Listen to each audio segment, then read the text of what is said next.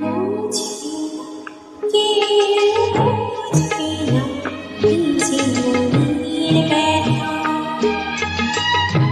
অন্ধকারে অন্তরে থাকে যে শোনা, সবারই জানি তারে কথা। বুঝবি না, কেউ বুঝবি না, এই যে মনের ব্যথা।